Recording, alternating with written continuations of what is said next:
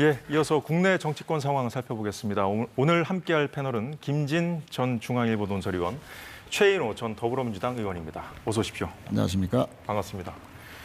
네, 국회에서는 사흘째 대정부 질문이 이어지고 있습니다. 오늘은 경제 현안들을 놓고 여야가 격돌하고 있는데요. 세수 결손, 금융투자소득세, 금투세로 부르죠.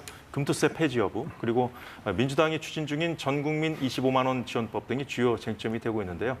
이재명 대표가 25만 원 지원법에 대해서 차등 지원, 선별 지원을 거론했습니다. 우리 더불어민주당이 냈던 민생회복지원금은 여당 정부가 노래 부르는 것처럼 현금 살포가 아닙니다. 무식한 것입니까? 나쁜 사람들입니까? 이건 소비 쿠폰 아닙니까? 복지 정책이 아니고 골목경제, 지방경제, 지역경제 그리고 국민 민생을 실제로 살리는 현실적 재정 경제정책 아닙니까? 양보하겠습니다. 차등 지원하십시오. 선별 지원하세요. 안 하는 것보단 나으니까 그거라도 하십시오. 예, 최인호 의원님. 네. 일단 그 전 국민 지원하는 거는 이제 인기 영합주의에 부합하기 때문에 정부 여당에서는 뭐 차등 지원, 뭐 선별 지원 이런 얘기 나왔었잖아요. 네. 근데 이제 이재명 대표 발언을 잘 들어보면은 뭐 민주당이 하겠다는 건 아니고 하세요. 뭐 이렇게 발언을 했거든요. 네. 어느 정도 좀 그래도 여지는 열어 네, 둔 걸로 그렇습니다. 봐야 될까요? 그렇죠. 사실상 뭐 당 대표가 선별 지원을 이야기를 했기 때문에 예. 이제 뭐 양보한 거라고 본인도 이야기를 했고요. 그래서 이제 정부 여당의 이제 입장만 남았는데 지금 추석을 앞두고 정말 골목 경제가 힘듭니다. 물가 너무 올랐고요. 실제 경제 지표는 좋다고 하지만 그러니까 경제는 좋은데 민생은 어렵다 하는 게 지금 체감 경기거든요. 그냥 내수가 안 좋으니까요. 그럼요. 골목 상권을 살리자. 대기업들의 수출도 중요하고 또 여러 가지 국제 뭐 수지가 나아진 것도 좋지만 그러나 민생으로 그것이 이어지지 않으면 힘드니까 그래서 내수 경기 활성화 차원에서 어쨌든 선별이라도 빨리 하자. 특히 추석을 앞두고 예. 저도 뭐 여당 대변인도 했습니다만 지금 기재부는 여러 버전의 아마 안을 갖고 있을 겁니다. 그러면 80% 하자라고 합의 보면 예. 그 안이 나오죠. 다만 이제 원칙은 두텁고 촘촘하게 지원하는 것을 최대한 이렇게 이끌어내야 된다. 그래서 네. 정부 여당의 결단만 남았다 그렇게 생각합니다. 네, 정부 여당의 결단만 남은 사실상 제안이라고 지금 보고 계시는 건데 김진 의원님 어떻게 보셨습니까? 국민의힘에서 선별 지원의 가능성을 며칠 전에 시사를 했었죠. 조정을 할 수 있다. 자, 문제는 저는 한 두세 가지가 남는다고 봅니다. 지난번에 코로나 사태처럼 그런 식으로 국민 지원을 했을 때 과연 실제적으로 경기 회복의 효과가 나타나느냐. 당시에 효과가 그리 크지 않았다고 하는 것이 경험적 여러 이제 증명이 됐었거든요. 예. 자, 그런 문제가 하나 있고 두 번째는 자, 저런 식으로 이제 80% 정도 선별 지원을 할 거면 여야 대표 회담에서 차분하게 논의를 해서 대충의 윤곽을 잡아서 정부 측에 건의를 하고 대통령이 결정을 해서 하는 것이 정식의 모양새지 마치 민주당의 당비로 지급을 하는 것처럼 예? 그러니까 그 어떤 지급의 주체가 야당 대표나 민주당인 것처럼 빨리 지급을 해라라고 대통령에게 마구 몰아치고 있단 말입니다. 그것이 13조 원의 예산이 드는 중요한 예산 집행 항목이거든요. 그러면 그것을 행정부, 헌법에 따라서 삼권 분립에 따라서 행정부에 맡기고 대통령에게 맡겨야지. 국회, 특히 야당 대표가 마치 선심 쓰듯이 하는 것은 80% 선별 지원의 어떤 정치적인 공세 이런 측면이 있어서 약간 모양새가 씁쓸하다라는 측면을 지적을 합니다. 예, 전국민 25만 원 지원법에 대한 두 분 의견 간단히 들어봤고요. 지금 국회에서는 금투세 폐지 여부도 뜨거운 감자로 지금 부상해 있죠. 최근에 금투세 관련해서 민주당 내에서 지도부에서 나왔어요. 유예하자는 목소리 나왔는데 좀 기류가 바뀔 수도 있는 겁니까? 지금 여전히 민주당에는 보완하고 내년에 시행하자 하는 의원들의 숫자가 많습니다만 이전에 비해서 예. 한 2년 정도는 유예하는 것이 여러 가지 정치 현황이나 또 투자자들의 여러 가지 심리를 봤을 때 그것이 옳다라는 의원들이 늘어나고 있는 추세라서 네. 24일로 저희 당의 검투세와 관련돼서 논쟁과 토론회가 있거든요. 아마 그 토론회를 기점으로 해서 우리 당의 입장들이 최종적으로 정리될 것으로 봐집니다. 일단 당내 의견 수렴이 필요한 상황이기 때문에 당내 토론회부터 좀 일단 하겠다. 그렇습니다. 거기서 의견이 좀 하나로 모아지면 네. 한동훈 대표가 제안한 토론회 그것도 받을 수 있는 겁니까?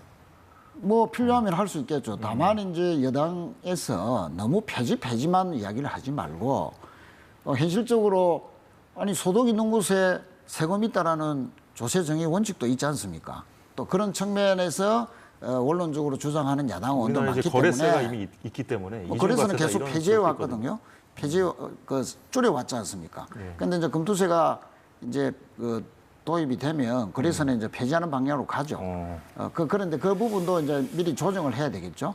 다만 이제 저희 당의 여러 가지 의견들을 이렇게 파악을 해보면 아까 말씀드린 대로 이게 경제적인 어떤 토론의 주제가 아니고 정무적인 선택의 문제로 지금 됐습니다. 무슨 말씀이냐 하면은 지금 이게 이제 투자자들이 마치 금투세가 되면 정권거래세를 지금 내고 있다는 것은 뭐 조금 이제 뒤로 하고 마치 세금이 늘어난다. 또 그 결과 해외로 이 투자가 빠져나간다. 하는 그런 부분에 대한 우려는 현실이고 예. 과연 그것이 금투세가 됐을 때 해외로 빠져나가느냐 안 하느냐는 추측이거든요.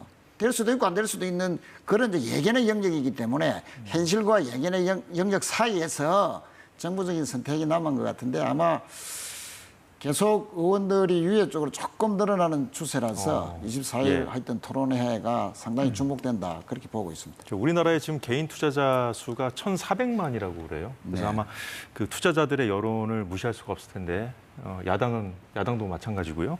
자, 그런데 이제 이 금투세 논란이요, 김진희 의원님. 지금 어쨌든 지금 결론을 못 내고 있기 때문에 증시 불안을 키우는 요인으로 지금 이렇게 지적을 받고 있거든요. 어느 쪽이든 빨리 결론을 내야 되지 않겠습니까? 그런데 여나 야나 특히 저 야당 이재명 대표가 유예의 가능성을 지난번에 시사를 했었고 그래서 진성준 정책위 의장과 의견이 충돌되고 야당 내에서도 의견이 갈리는 현상이 생기고 있는데 예. 국민들을 상대로 저는 논리가 대단히 빈약하다고 생각을 합니다. 여당도 그렇고 야당도 그렇고 경제관료 출신인 김종인 전 대표가 이런 의견을 냈어요. 금융투자소득세를 폐지한다고 해서 그 대상이 되는 사람이 약 1%에 불과하는 약 15만 명 정도 되는 이른바 슈퍼개미라고 불리는 사람들인데 1년에 증권 투자를 해서 이 소득이 5천만 원 이상이 돼야 과세가 되는 것 아닙니까? 그것도 이제 20%서부터. 자, 그러면 만약에 1억을 내가 벌었다고 하면 5천만 원 공제하고 5천만 원에 대해서 20% 세금을 매기면 1,000만 원 하네요. 내가 1억을 벌었는데 1,000만 원 세금을 내는 것이 아까워서 증시를 떠날 슈퍼 개미들이 과연 몇 명이나 되겠느냐? 김종인 경제관료 출신의 전 대표가 여야의 정치인들과 달리 그런 점을 문제를 제기를 하고 있잖아요. 저는 그 점이 상당히 이 설득력이 있다고 봅니다. 아니, 내가 5천만 원을 벌었는데 5천만 원을 세금 안 내고 6천만 원을 벌었는데 그러면 1,000만 원에 대해서 과세 200만 원 내는 것이 아까워서 내가 5천만 원을 버는 이 증시를 떠난다? 아니, 슈퍼 개미 중에서 그렇게 떠날 개미들이 몇 명이나 되겠습니까? 그러니까 이것은 김종인 전 대표가 얘기하는 것처럼 금투세 여부는 실질적으로 증시에 그런 거하고 상관이 별로 없고 일반적인 개미들에게 영향을 미치는 증권 거래세를 대신 폐지해야 된다. 금융투자소득세는 그대로 놔두고 그건 부자들한테 세금을 얻어서 부익부 빈익분을 개선을 하는 이 어떤 소득 조정의 효과가 있기 때문에 김종인 전 대표의 논리가 상당 부분 일리가 있지 않습니까? 특히 야당은 이재명 대표 같은 사람은 예? 법인세 1%포인트 윤석열 정부에서 감세한 거를 부자 감세라고 그렇게 비판을 하면서 아니 금융투자소득세는 실질적으로 김종인의 논리에 따르면 별로 영향을 안 미치는데 무슨 논리로 이재명 대표는 그걸 지금 폐지 내지는 유예 쪽으로 가려고 합니까? 예? 뭔가 국민들이 납득을 할 수 있는 논리를 대야죠. 김종인처럼 증권 거래소를 폐지를 해서 많은 국민들에게 혜택을 주고 슈퍼 개미들은 영향을 안 미치니까 더군다나 금년에 세수 결손이 32조 원나 되는데 세금을 어디서 거둘 거예요? 4년 전에 문재인 정권에서 여야 합의를 해놓은 금융투자소득세 그거 왜 폐지합니까? 왜 유예? 그러니까 무슨 논리가 있어야 되잖아요. 금융투자법, 금투세를 뭐 시행해야 된다는 그런 입장이신 것 같은데. 바로잡기 위해서 아직 뭐 이재명 대표는 뭐 두 가지 다 열어놓고는 있습니다만 한 가지 입장, 뭐 꼭 유예한다 또는 보완 후 시행한다라고 입장을 정한 것은 없고요. 24일 날 저희 당의 토론회가 분기점이 될 것이다. 그런 말씀을 이재명 드리겠습니다. 대표가 아직까지는 뭐 확실히 정한 입장은 없다 이런 말씀이시군요. 예, 자, 여기까지 보겠습니다. 자, 어제 다음 주로 넘어가죠. 어제 대정부 질문은 외교 안보 국방 분야였습니다. 어제는 외교 안보 국방 분야였는데 일부 장관이 불출석한 걸 야당이 문제 삼으면서 대정부 질문이 5시간 미뤄지기도 했습니다. 자, 예상했던 대로 친일 공방이 벌어졌는데요. 잠시 영상 보겠습니다. 일본이 공인한 친일파입니다. 이 사람을 그대로 두면 국가가 위태롭습니다. 첫째, 일본 우익의 주장을 그대로 대변하는 사람이기 때문입니다. 총리, 이 사람을 국가안보실에서 즉각 내보내야 한다고 생각합니다. 파면을 건의할 용의가 있습니까? 저는 지금 그분을 묘사한 그분의 위치, 그분이 하고 있는 일, 그러한 것들에 대해서 저는 동의하기가 어렵습니다. 그분이 그러한 역할을 의원님께서 말씀하시는 것처럼 그렇게 하고 있지 않습니다. 그렇기 때문에 제가 그분의 파면을 건의할 그런 생각도 없습니다. 네. 정동영 의원이 지칭한 인물은 김태효 국가안보실 1차장으로 지금 언론들은 보고 있는데요. 이게 이른바 뭐 중일마 발언이라고 하더라고요. 중요한 건 일본의 마음. KBS에서 출연해서 한 발언인데 당시 이제 김태효 실장의 발언을 쭉 보면 그 전체적인 그 맥락 보면 그 취지는 알 수는 있는데 여하튼 이 중일마 이 발언 자체를 좀 야당에 문제 제기하기 때문에 오늘 이렇게 좀 이번에 또 대정부 질문에서 또 문제 제기를 한 것이죠. 네. 그렇습니다. 중일마 발언만 가지고 뭐 파면하라 이런 것까지 요구는 할 수 없겠죠. 다만 이 정부 들어서 국민들이 생각하는 대일 관계에서 그 대일 국민들의 감정에 맞지 않는 좀 저자세, 좀 불균형 외교 이런 부분이 너무 누적됐다. 일본은 역사 왜곡 문제라든지 독도 문제라든지 사도 강수한 문제라든지 이런 여러 가지 한일 현안 부분에 대해서 상당히 소극적으로 마지못해서 하는 그런 정도의 조치를 취했을 뿐인데 저희들은 여러 가지 인사나 또는 뭐 여러 가지 조치나 또는 발언이나 이런 것들이 일본이 하는 만큼은 전혀 지나치게 많이 양보한다든지 저자세로 한다든지 뭐 이런 것들이 너무 많이 나왔기 때문에 그 중심에는 김태효 1차장이 있는 것이다. 그러니까 독도 문제도 뭐 모행이 철거돼 나낸다 논쟁도 있었고 또 독도 군사훈련을 왜 비공개로 하느냐 왜 축소했느냐부터 또 일본의 역사 교과서 위안부는 뭐 강제성이 아니었다 뭐 또 자발적이었다 이렇게 표현하는 교과서를 채택하는데도 제대로 된 항의 한 번 못하고 사도강산 문제도 마찬가지고 특히나 뭐 최근에 임명된 장관은 일제시대 때의 우리나라 국민의 국적이 일본이었다. 그러면 한일 우리가 협정 체결할 때 을사조약부터 한 것은 다 국제법상 무효다. 또는 현재로도 일본도 무효라고 했는데 그것 자체를 인정하지 않는 그런 그 발언을 계속해 왔거든요. 이것은 단지 단발마적인 한 사람만의 어떤 그 실수나 왜곡된 발언이 아니고 이 정부 자체가 물론 미래지향적인 한일 관계를 지향한다는 여러 가지 목적 하에서 진행되는 것이지만 그것이 한국과 일본의 비례성 있는 외교 원칙은 전혀 어긋나게 대일 불균형 외교의 결과 그 중심에는 김태효 차장이 있기 때문에 그런 그 소위 국익에 져야 되는 모든 그 일본과의 관계 중심에는 김태효 차장이 있다 하는 그런 뜻에서 정동영 의원이 그렇게 상당히 세게 질의를 한 것 같습니다. 네. 김진 의원님 의견도 좀 들어볼까요? 정동영 의원은 집권 여당의 대통령 후보였던 사람입니다. 그 정도의 비중 있는 정치인이 저렇게 편협한 어떤 반일주의적 사관을 가지고 모든 문제를 접근을 하면 물론 정동영 의원뿐만이 아닙니다만 이번에 기시다 총리가 내한을 해서도 일본 정부는 역대 일본 정부가 천명을 했던 식민 지배에 대한 사과 입장을 매번 확인하고 계승을 한다. 이런 취지의 얘기를 또 했지 않습니까? 그렇지 않습니까? 그러면 형식적으로 외교적으로 대외적으로 일본 정부의 그런 입장을 우리가 대승적으로 받아들이고 북한의 안보 위협이라고 하는 이런 중대한 상황 그리고 여러 가지 이제 경제적인 협력 문재인 정권 때 그 반일 선동 정치로 인해서 외교, 사회, 경제적으로 얼마나 많은 손실이 있었습니까?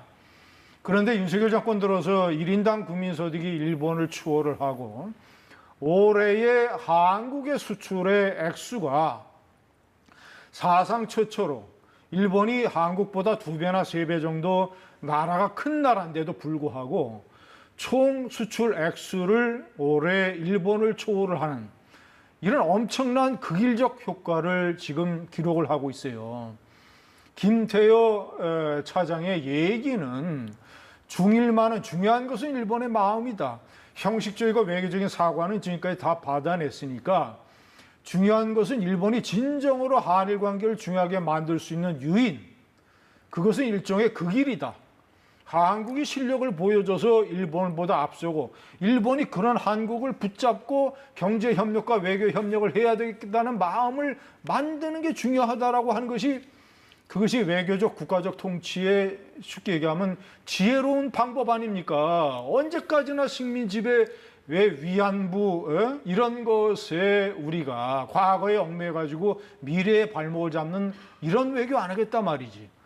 그래서 김태효 차장의 발언은 우리가 대승적으로 크게 봐야 된다. 저게 옳은 노선이다. 일본을 이기는 것이 진정으로 일본이 마음으로 한국을 중시하는 그런 정책이다라고 해서 정동영 의원 같은 사람이 저런 식으로 편협한 반일 사관을 드러내면 안 됩니다. 네, 잘 들었습니다. 지금 민주당 지도부 차원에서 제기했었던 이른바 계엄 준비설도요. 네. 최 의원님, 지금 계속해서 여야 간 공방거리가 되고 있는데 지금 그렇습니다. 당의 어떤 공식적인 차원에서는 지금 발언이 좀 거의 안 나오고 있어요. 근데 네. 유튜브 방송이나 뭐 이런 데서 이제 김인석 최고위원이 뭐 얘기하고 하고 있습니다만 어쨌든 그런데 민주당이 국회의 계엄 해제 요구 권한을 강화하는 내용의 계엄법 개정안을 검토하고 있다는 보도가 나왔거든요. 네. 일단 이게 사실인지 궁금하고 왜 이렇게 하고 있는지 궁금해요. 일단 당론으로 추진하는 단계까지는 아니고 일부에서 그런 유사시에 대비한 특히 국회를 무력화시키는 이런 부분에 대한 대응 조치를 법으로 좀 명시해야 되지 않느냐. 예. 그런 의견이 일부는 있는 것 같습니다. 대통령실에서 계엄 할 생각도 네. 조차 하고 있지 않고 네. 그리고 실현 가능성도 없다고 이렇게 얘기를 하는데 그렇습니다. 왜 이렇게 하고 있는지 궁금하다는 거예요. 지난 국회 청문회에서 김용현 국방부 장관이 지금 계엄령을 내린다고 해서 어느 국민이 납득할 것이며 또 어느 군인이 따를 것이냐, 국방부 장관이 어느 군인이 따를 것이냐라고 이제 이야기를 했기 때문에 계엄령을 내릴 의사가 없다 하는 식으로 강하게 이제 이야기를 했기 때문에 예. 지금 그 근거를 아직까지 못 세우는 거 아닙니까? 그러면 이제 어떤 민주당도 근거가? 예. 국방부 장관이 그 정도로까지 안 한다라고 했으면 이제는 더 이상 주장은 오히려 좀 소모적이고 네. 근거를 대지 못할 것 같으면 이제 이 자리에서 이제 그냥 종식하는 게 좋고 다만 이제 계엄령 우리가 경각심을 가지도록 한 것은 대통령께서 반국가 세력을 최근 들어서 너무 자주 남발하시다 보니까 마치 정부를 반대하는 야당도 반국가 세력으로 간주하는 거 아니냐라는 그런 이제 일부 오해가 있었고, 또 국방부 장관이나 또 군 내의 여러 가지 정보 라인에서 특정 고등학교 출신들이 또 너무 요직에 발탁이 된다든지, 또는 이제 계엄을 대통령께 건의할 수 있는 두 장관, 국방부 장관, 행안부 장관이 또 특정 고등학교 출신이다. 자, 이런 것들이 혹시나 해서 이제 그런 경각심을 이제 불러일으키는 말이었던 것 같은데, 아까도 말씀드렸듯이 국방부 장관이 지금 계엄 내린다고 해서 군인이 따르겠냐라고 한 그것으로 이제는 종식할 때가 됐다. 그렇게 생각합니다. 네. 김진희 의원님 말씀 들어보죠. 이제는 종식할 때가 된 것뿐만 아니라 처음부터 저런 식의 거의 SF 소설 같은 이 선동, 허위, 가짜뉴스 이런 거를 이 나라의 다수당 제1야당이 얘기를 해서는 안 되는 거였죠. 지금 저 야당이 윤석열 정권에 대해서 삼지창 공격을 하고 있습니다. 탄핵, 특검, 청문회, 거기다가 이제 계엄령 이 괴담까지 해서 사지창으로 막 윤석열 정권을 찔러대고 있는데, 아니 너무 뭐 이 소설이고 터무니없는 얘기여서 김민석 최고위원 같은 사람은 제보가 들어오고 있다라고 하면서 제보 한마디 공개를 하지 못하고 있어요. 이 나라의 계엄령을 설계하고 기획할 수 있는 뭐 수방사령관, 특전사령관 뭐 이런 장성들을 보좌하는, 실무적으로 보좌하는 이 병사들의 절반이 친민주당입니다. 예? 진보 성향이에요. 왜냐? 예? 한국의 이념적 지형이 다 지금 그렇게 되어 있기 때문에. 그러면 계엄령의 계자만 나와도 바로 양심선언하고 민주당에 제보하고 폭로하고 이럴 텐데, 무슨 계엄을 뭐 생각을 하고 설계를 하고, 예? 그리고 설사 계엄령을 만약에 선포를 하더라도 국회에서 과반수로 그거를 해제해버리면 되는데, 192명의 야권 의원들 중에서 42명을, 한때는 그런 주장까지 했어요. 42명의 야당 의원들을 체포를 해서 구금할 거라고. 예? 그러면 체포해서 구금을 하려면 회기 중일 경우에는 이제 법원의 이 동의를 받아야 되고, 그렇지 않으면 현행 범위여야 되는데, 야당 국회의원 42명이 전국의 42곳에 다 퍼져가지고 동시에 예를 들어서 강도라든가 무슨 이런 현행범으로 체포될 수 있는 범죄를 저지르고 있어야 돼요. 한날 한시에. 그래야 42명을 현행범으로 체포를 해서 구금을 해서 계엄령을 해제하는 표결을 하지 못하도록 할 수 있습니다. 이런 소설을 이 대한민국의 제1야당 다수당이 그저 국민들에게 선동하고 허위사실을 유포하고 가짜뉴스로 국민들 눈과 귀를 가리고, 그러다가 아니면 말고식으로 제보한 거 공개하라 그러면 하나도 못하고, 대통령이 반국가 세력을 얘기했으면 정치적으로 반국가 세력에 대해서 반박하고 공세를 피면 되는 거예요. 대통령도로 반국가 세력의 정체가 누구냐 한번 대봐라, 이런 식으로 밀어붙이고 공격을 하든가. 이 생업에 바쁜 국민들 상대로 이 정권이 충암고 중심으로 해서 계엄령을 선포하려고 한다? 이건 무슨 그 청소년들 읽는 무슨 이 웹툰 소설도 아니고 말이죠. 정리해 주시죠. 네. 지금 이것도 뭐 지금 같은 극한 대치 정국의 한 단면이 아닌가 싶은데요. 이제 시간이 별로 없어서 끝으로 조국 대표와 그리고 진성준 민주당 정책위의장의 이른바 한동훈 대표 외모 품평 논란, 이에 대해서 어떻게 보시는지 한 말씀씩 좀 듣고 정리하도록 하겠습니다. 최 의원님. 네, 오늘 곤혹스러운 질문이 많습니다. 요즘은 외모 가지고 어떤 표현을 하거나 비하하면은 절친도 손절하는 그런 세상이지 않습니까? 우리 사회가 그동안 쌓아온 여러 가지 인권 의식이라든지 또 모든 직장이나 모든 사회 구석구석 이런 부분이 아주 많이 발전해 왔는데, 공인이 어떤 외모를 가지고 표현한 것은 뭐 적절하지 않고요. 그랬기 때문에 바로 그 다음 날 진성준 의장이 바로 사과를 했습니다. 막 그거로 저는 막 앞으로 이런 일이 벌어져서는 안 된다. 다시 한번 강조하고 싶습니다. 자, 그런데 조국 대표는 자신의 말이 뭐가 틀렸냐, 또 사과를 거부했고, 또 여기 또 여당에서는 또 야당 의원 외모를 뭐 동물에 비유하기도 했거든요. 그래서 막말 논란은 좀 커지는 상황인데 어떻게 보시는지 간단히 좀 말씀해 주시죠. 여든 야든 외모에 대해서 언급을 하면 안 됩니다. 그거는 정치권뿐만 아니라 방송 또는 사회 또는 뭐 교수들 다 마찬가지죠. 외모에 대한 언급은 그거는 이제 금물이고 대신 인품, 인성에 대한 비판은 얼마든지 합리적인 범위 내에서 할 수 있다. 그런 면에서 조국 대표가 한동훈 대표에 대해서 얘기한 것은 인성, 인품 비판의 범주에 속하기 때문에 저는 뭐 그것은 조국 대표가 사과할 일은 아니라고 보고 대신 국민의힘에서 조국 대표가 한동훈 대표에 대해서 인품 평가를 하는 것에 2배, 3배 정도 조국 대표의 인품에 대해서 평가할 소재가 너무나 많으니까 국민의힘도 열심히 조국 대표의 인품에 대해서 맞불을 놔라. 예, 잘 들었습니다. 자, 민생은 뒷전으로 팽개치고 싸움만 하는 국회 모습에 국민들은 얼마나 답답하시겠습니까? 아무리 그래도 국민의 생명, 안전과 직결된 사안만큼은 당리당략에 따라서 머뭇거리거나 훈수만 두는 식의 행동은 하지 말아야 할 것입니다. 자, 오늘 정치권 소식은 여기까지 보겠습니다. 두 분 오늘 말씀 고맙습니다. 감사합니다. 네, 사사건건 오늘 준비한 소식 모두 전해드렸는데요. 저희는 내일 다시 찾아뵙겠습니다. 시청해주신 여러분 고맙습니다.